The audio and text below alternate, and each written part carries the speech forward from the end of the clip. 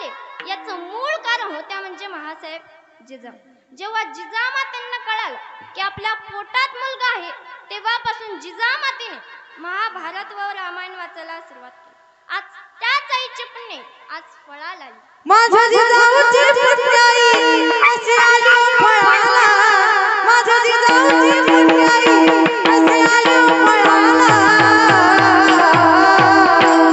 ओ बाबाचा बाबाचा बाबाचा बाबाचा बाबाचा तो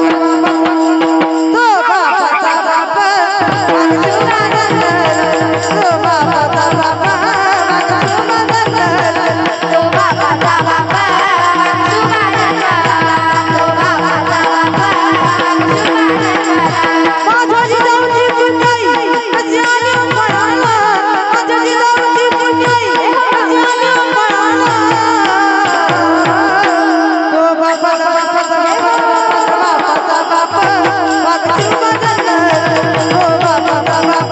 माझा तो बाबाचा बाबा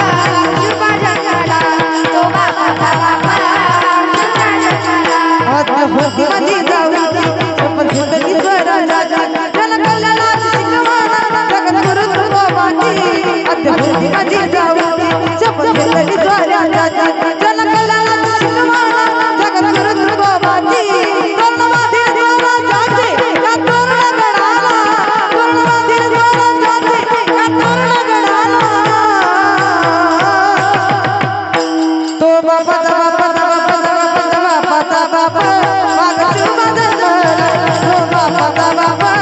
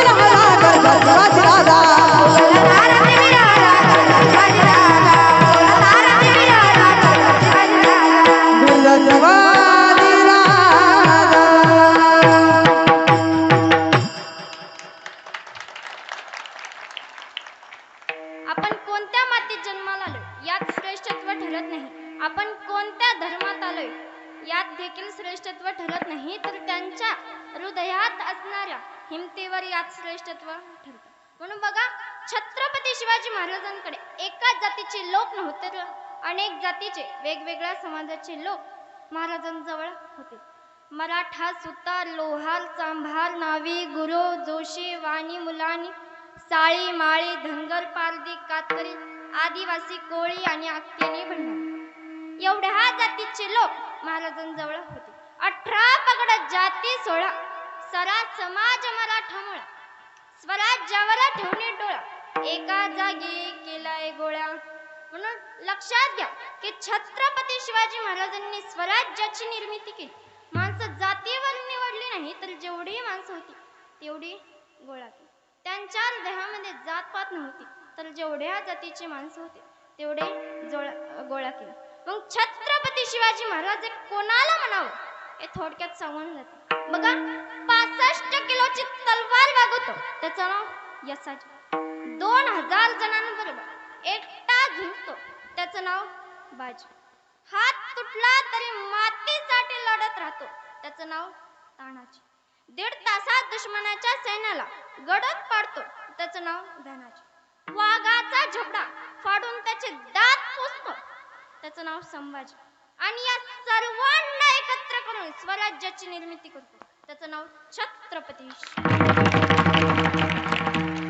शिवनेरीवर शुभ जन्मला, शिवनेरीवर शुभ जन्मला राजाचा अधिपती, सारा राजांचा अधिपती. दैवत छत्रपती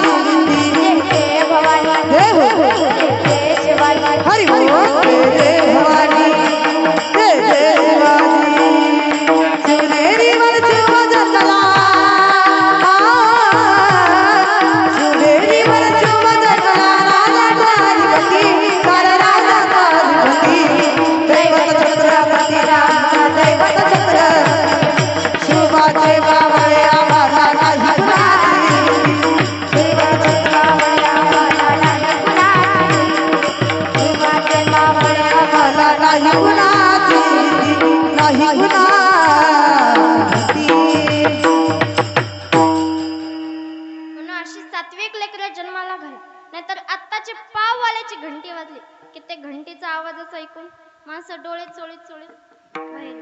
मग आधीच्या मावळ्यांमधला आणि आत्ताच्या मावळ्यांमधला फरक सांगून जाते. बघा पहिले मावळे लवकर उठे, युद्धाला सुटे, तलवार तुटे पण पेछे ना हटे. आत्ताचे मावळे उशिरा उठे, दारूच्या अड्ड्यावर सुटे, लिव्हर तुटे पण पेछे ना. इथून पुढेही जाऊन सांगते बघा, उशिरा उठे, पुरींच्या मागे सुटे, थोबाड फुटे पण पिछे ना. महाराज हे आत्ताचे संस्कार आहेत, पण देवाने तुम्हाला इतका सुंदर चान्स दिलाय ना, तर त्या संधीचं सोनं करून घ्या. कारण हा देह एकदा गेला की पुन्हा मिळणार नाही. म्हणून सुभाषितकार म्हणतात की पुनर्वितम पुनर्मित्रम पुनर्भार्या पुनर्मही एतत् सर्व पुनर्लभ्यम न शरीरम पुन्हा पुन्हा.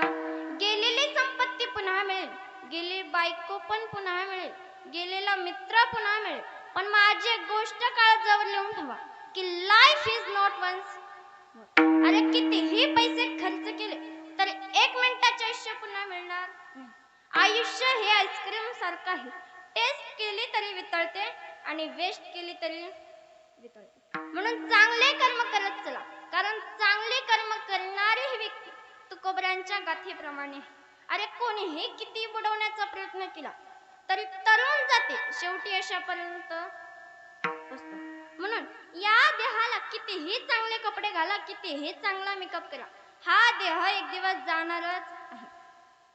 आता जेवढा सौंदर्य 18 वर्षाच्या वयामध्ये येतं ना, तेवढं सौंदर्य 80 वर्षाच्या वयामध्ये येतं. आता आपल्या गावच्याच म्हाताऱ्या बाया इतका सुंदर आहे, तो भाग वेगळा. मग जेवढा सौंदर्य 18 वर्षाच्या वयामध्ये येतं, आपण 18 वर्षाच्या वयामध्ये 200 वेळा आरशा समोर चक्रा हाणतो ना. म्हातारपणी आपलं तोंड सुद्धा पाहू वाटतं का? नाही ना. वाटतं का महिला मंडळ? आता मीच कधी कधी विचार करते की मीच म्हातारी झालो कशी दिसेल. विनोदाचा भाग सोडून द्या, म्हणजे तुम्हाला सांगायचं एवढंच की जन्माला आलात ना, त्या जन्माचं चीज करा. नुसतं जन्माला आलात आणि खाऊन पिऊन झोपी गेला यात काही अर्थ राहिला नाही. जन्माला आलात तर त्या देवाचं नामस्मरण करा. जन्माला आलात आणि मेला यात काही अर्थ राहिला नाही. मग जगावं कसं? तर छत्रपती शिवाजी महाराजांचा. बघा त्या काळामध्ये लोकांवर छत्रपती शिवाजी महाराजांवर का विरोध होता, पण शिवाजी महाराजांनी लोकांवर इतका विश्वास ठेवला. विश्वास हा शब्द किती छोटा आहे.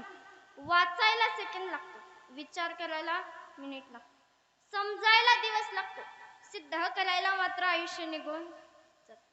असा विश्वास हा कमवायला देखील पाहिजे. लक्षपूर्वक ऐका. 33 कोटी देवांची मंदिर खूप आहेत, पण भारतात पूजा खूप कमी लोक. पण आपल्या राजाचं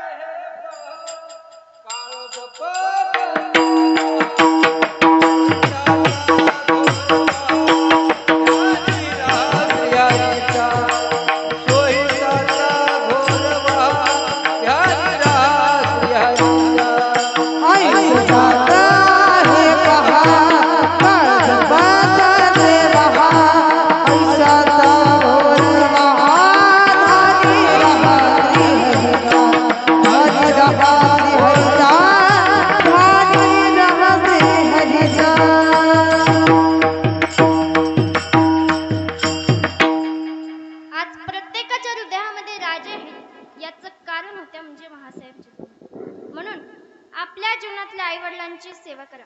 ज्या दिवशी तुमच्या जीवनातले आई वडील जातील ना दादांनो, त्यावेळेस तुम्हाला कळेल की आई बापाचं महत्त्व.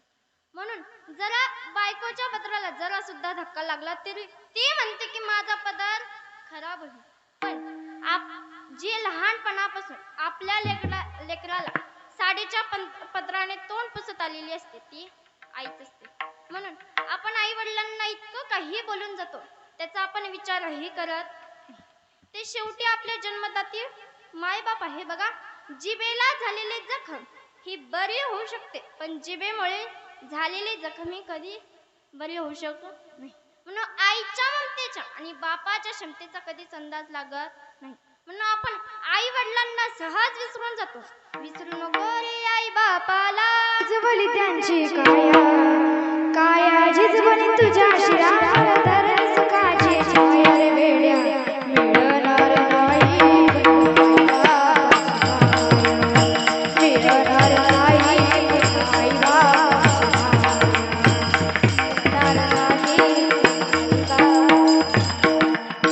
मिळणार नाही पुन्हा आई बापाची, मिळणार नाही पुन्हा आई बापाची.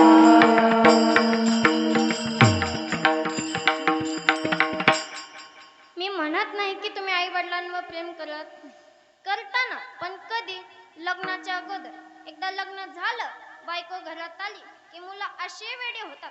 बघा, ज्या वेळेस 22 वर्षाच्या मुलाला आई सोडून गेली,